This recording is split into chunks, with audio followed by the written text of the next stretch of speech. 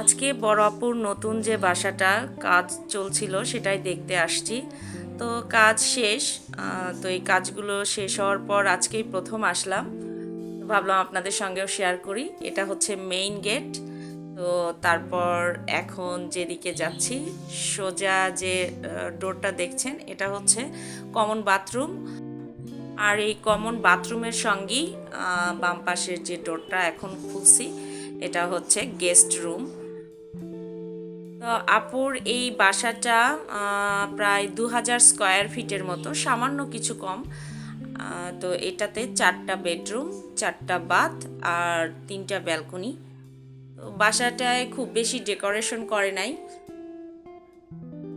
পরবর্তী সময়ে হয়তো করার চিন্তা ভাবনা আছে। তো আমি আপনাদের সঙ্গে একটু শেয়ার করি, যেহেতু আমি আজকে প্রথম আসছি।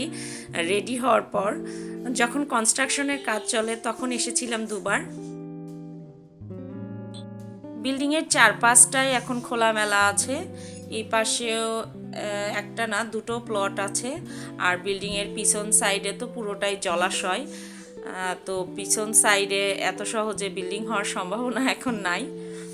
আর এই তো বেরিয়ে আসছি, এটা হচ্ছে লিভিং রুম। তো বললাম যে একদম সিম্পল ডেকোরেশন করেছে। তবে বেশ কিছু জায়গা এখনও ফাঁকা রেখেছে, ওটা পরবর্তীতে সিদ্ধান্ত নেবে। তো ওই বাসা থেকে সব কিছু এখনও নিয়ে আসে নাই, ফার্নিচারগুলো বার্নিশ করে করে এখানে একটু একটু করে নিয়ে আসছে।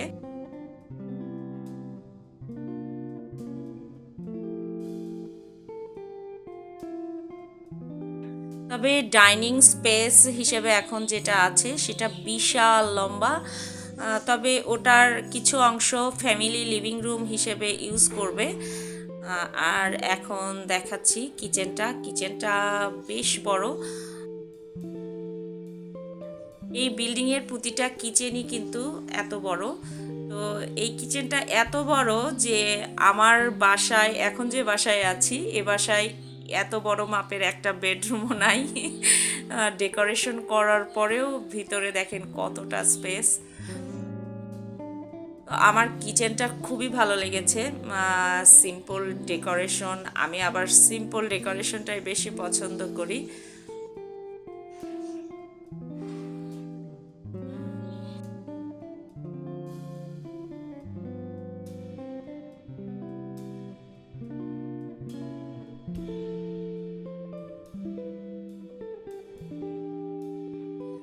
তো ডাইনিং টেবিলটাও বার্নিশ করে রেখে গেছে, চেয়ারের এখনও ফোমগুলো বসায় নাই, ওগুলো আলাদা করেই রেখেছে।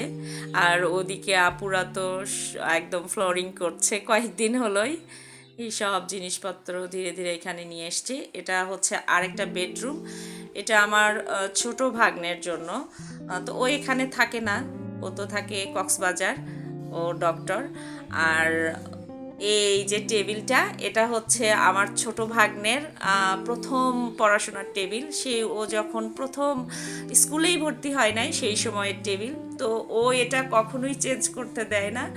মানে ও যতদিন বেঁচে থাকবে আমার বিশ্বাস এই টেবিল ওর বাসার কোথাও না কোথাও কোনো না কোনো কর্নারে রেখে দিবে। ও অনেক স্মৃতি চারণ করে বা স্মৃতি ধরে রাখতে পছন্দ করে। তো এই বাথরুমটা, এটা ওর বেডরুমের সঙ্গেই অ্যাটাচড। তো এটাতে যে বেসিন দেখছেন, এই বেসিন আরও একটা বাথরুমে দেয়া আছে, আপুদের যে বাথরুমটা। তো এই বেসিনগুলো আমার পছন্দ। আপুর যখন বিল্ডিংয়ের কাজ শুরু হয় তখন আপুকে বলেছিলাম যে এই বিল্ডিংয়ে এই ধরনের বেসিন পছন্দ করে লাগাতে পারেন। আপু অবশ্য আমাকে বিল্ডিংয়ের কাজ শুরু হওয়ার পর থেকেই অনেক জিনিস সম্পর্কেই বলেছিল যে তুই আমাকে কিছু ডিজাইন পছন্দ করে দিস, কারণ আমার পছন্দ করা ডিজাইন আবার আপুদেরও বেশ পছন্দ হয়। তো এটা হচ্ছে আপুর বেডরুম, মাস্টার বেডরুম। তো বেডরুমগুলো বিশাল বড় বড় হয়েছে, যেহেতু 2000 স্কোয়ার ফিটের বাসা, তো স্বাভাবিকভাবেই বুঝতে পারছেন যে প্রতিটা স্পেসই অনেক বড় হবে।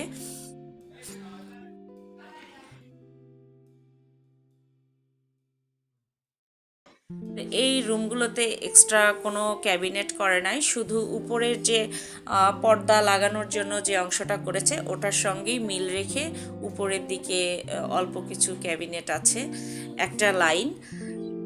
আর এটা হচ্ছে আপুর বেডরুমের যে বাথরুমটা, এটা তো এই বেসিনগুলো একটা কালারের পাই নাই, দুটো বেসিন দুই কালারের হয়েছে।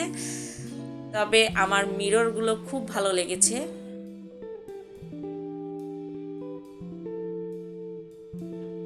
এই মিররটা বেসিনের সঙ্গে অনেকটাই ম্যাচ করেছে, কারণ এই ব্ল্যাক কালারের বেসিনের মধ্যে কিন্তু গোল্ডেন ওয়ার্ক আছে, তো একদম মিররটার সঙ্গে খুব সুন্দর লাগছিল। তবে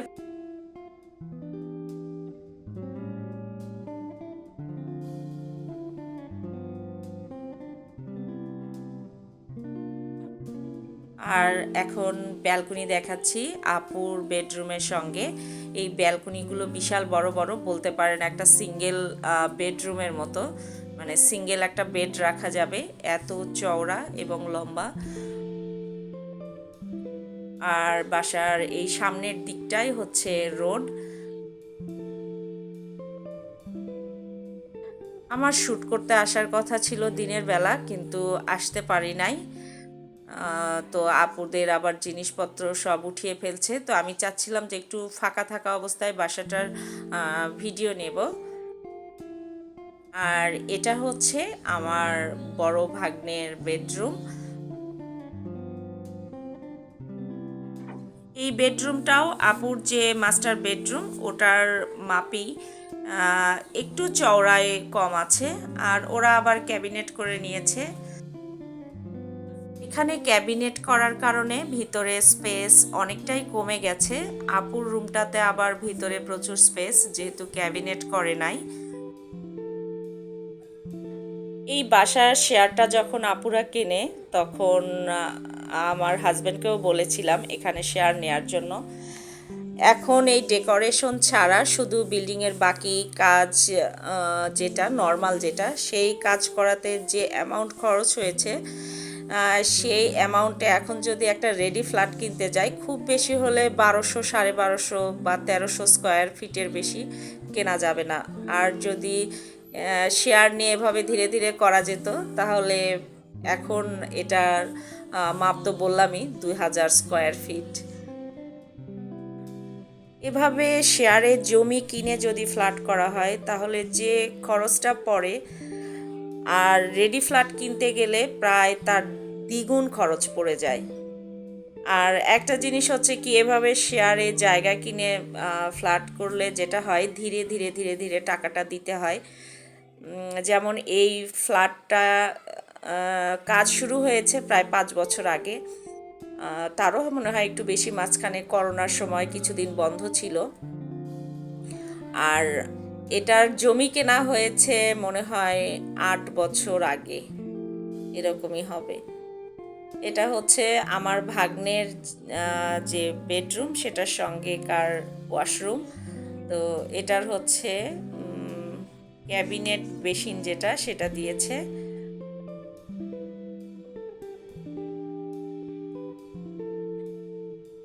এই তো হচ্ছে ডাইনিংটা এই পাশ থেকে দেখিয়ে দিচ্ছি, কত বড়, খেলার মাঠের মতো হয়ে গেছে, বাচ্চাদের জন্য সুবিধা। ভিডিওটা এখানেই শেষ করছি। আপনারা ভালো থাকবেন, আর কেমন লেগেছে জানাবেন। আল্লাহ হাফেজ।